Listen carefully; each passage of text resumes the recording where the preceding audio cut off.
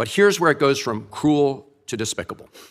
While cutting off food aid to Sudanese families living through an actual genocide, you're fast-tracking white South Africans for refugee status under a manufactured claim that they are the victims of genocide. You tried to block the admission of individuals who had already been approved to come here as refugees while making bogus claims to justify granting such status to Afrikaners.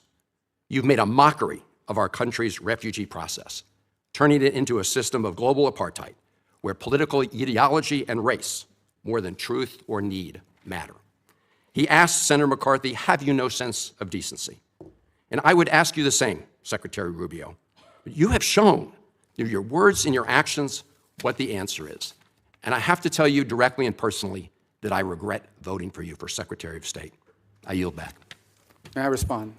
You may, sir. Well, first of all, your regret for voting for me confirms I'm doing a good job, based on what I know. Well, that's about just your a record and flippant what you statement, stand Mr. for. Secretary. And Senator Chris Van Hollen of Maryland did not come to this hearing for a soundbite. He served with Marco Rubio in Congress for 15 years. He voted to confirm him as Secretary of State. Now he comes with a record: an aid freeze in Sudan, food kitchens closed, refugee decisions, student visa cases, and a unanimous Supreme Court order. Not slogans, names, dates, court filings, exact words. Van Hollen is building one question, piece by piece. When the government invokes diplomacy and security, who enforces the limits? Watch what happens when he puts that question to Rubio. Senator Van Hollen.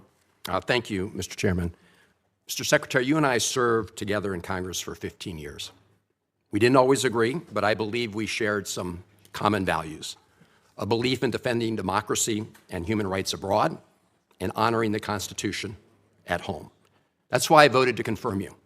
I believed you would stand up for those principles. You haven't. You've done the opposite. And you used to speak with conviction about the importance of foreign aid as a tool to advance American values and interests. Then you stood by while Elon Musk took a chainsaw to USAID and other assistance programs. That has left a staggering toll: broken trust with countries, openings for China and other adversaries, and countless preventable deaths of children and others. Take Sudan, for example. The freezing of U.S. humanitarian assistance forced the closure of nearly 80% of the emergency food kitchens there. 2 million famine-affected people were left without access to food. People died because of those actions: mothers, fathers, and children. Tons of emergency food that could have saved their lives was left rotting in warehouses because you and Elon Musk refused to let USAID do its job. Sudan is a country where, by the administration's own determination, a genocide is unfolding in Darfur. But here's where it goes from cruel to despicable.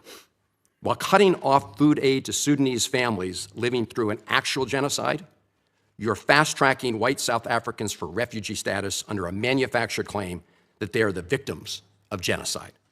You tried to block the admission of individuals who had already been approved to come here as refugees while making bogus claims to justify granting such status to Afrikaners.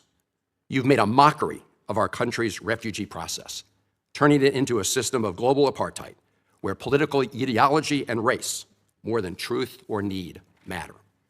And while you've turned away from a genocide in Sudan and invented one in South Africa, you teamed up with President Trump to throw the Ukrainian people under the bus and have been played like a fiddle by Vladimir Putin. Of course, Donald Trump not only said he would end the war in Ukraine on day one, he also said he would end the war in Gaza on day one. And yet last week, you were all running around to Gulf states, giving away very sensitive American AI and chips technology, but doing nothing to end the war in Gaza and get the remaining hostages returned. You know that for 78 days, the Netanyahu government did not allow a scrap of food to enter Gaza to reach over 2 million civilians. 57 children have died from malnutrition so far, and more than 14,000 children are in imminent danger of dying of starvation. As Cindy McCain said last week, and I quote, "Families in Gaza are starving while the food they need is sitting at the border." That is a gross violation of both U.S. and international law. What did you do? Nothing. Not once did you publicly call upon the Netanyahu government to end the blockade. Fortunately, other countries spoke out, and now we see a tiny trickle going in. Where have you focused your energy instead, Mr. Secretary? Well, your first trip as Secretary of State was to El Salvador, not to promote democracy, but to cozy up to President Bukele, who calls himself the world's coolest dictator. The result was a cash for collusion deal to deprive people living in America of their constitutional rights to due process. The Supreme Court, in a 9-0 decision, instructed you to facilitate the return to the United States of Abrego Garcia, who the administration admitted was wrongfully deported to El Salvador. Your response? You've openly flouted judicial orders. When asked whether you have been in touch with El Salvador to return Abrego Garcia, you boasted, quote, "I would never tell you that. And you know who else I would never tell? A judge." Clearly, you don't care about the Fifth Amendment right to due process, and you don't care about the First Amendment either, since you've been very busy snatching students off of college campuses for exercising their right to free speech. You dredged up a relic from the McCarthy era to claim that student protesters posed a threat to the foreign policy of the United States.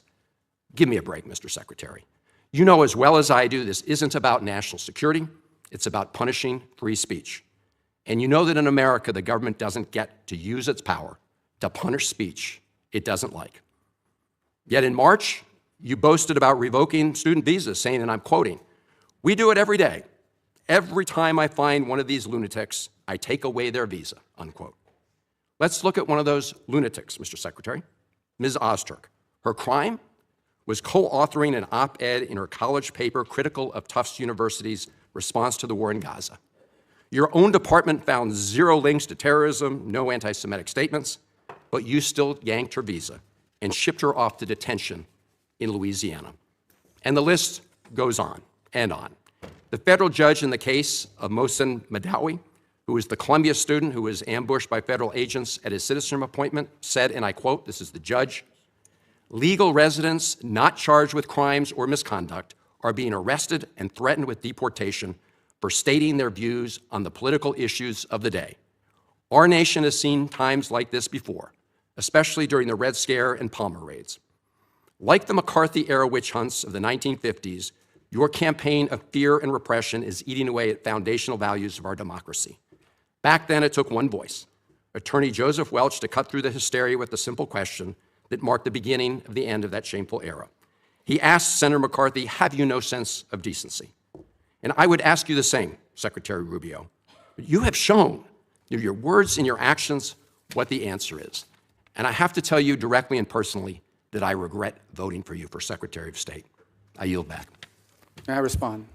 You may sit. Well, first of all, your regret for voting for me confirms I'm doing a good job, based on what I know. Well, that's just your a record flippant and what you statement, stand Mr. for. Secretary. Can I respond, Mr. Chairman? You may. I didn't ask Senator, questions. please let the Secretary have I'd be the floor. happy to, but then I can respond to his. Your time's up, Senator, and willfully used, I might add. well- Your remarks do not represent the view of this committee. Well, Mr. Secretary, please. Well, I'd like to. I can't respond to everything he said because much of these are untrue, but I'll go through a few. First of all, I'm actually very proud of the work we've done with USAID. For example, I don't regret cutting $10 million for male circumcisions in Mozambique. I don't know how that makes us stronger and more prosperous as a nation. I raised don't regret Sudan, Mr. psychosocial support services. I raised USAID. Sudan, Mr. Secretary, Can I not respond, Mr. Mozambique. Chairman, or do I? Senator, I'd ask you to suspend. You had 7 straight minutes. I chose railing to on- use my time that way, Mr. Chairman. That's my right to Please use my time suspend, that way. Secretary Rubio. Well, I can go on. I mean, there's other things here. We spent $227,000 for Big Cat's YouTube channel from USAID. We spent $14 million for social cohesion in Mali, whatever the hell that means. So I can go on and on. I got the list here, and there's more. I didn't even bring the whole list. In the case of El Salvador, absolutely.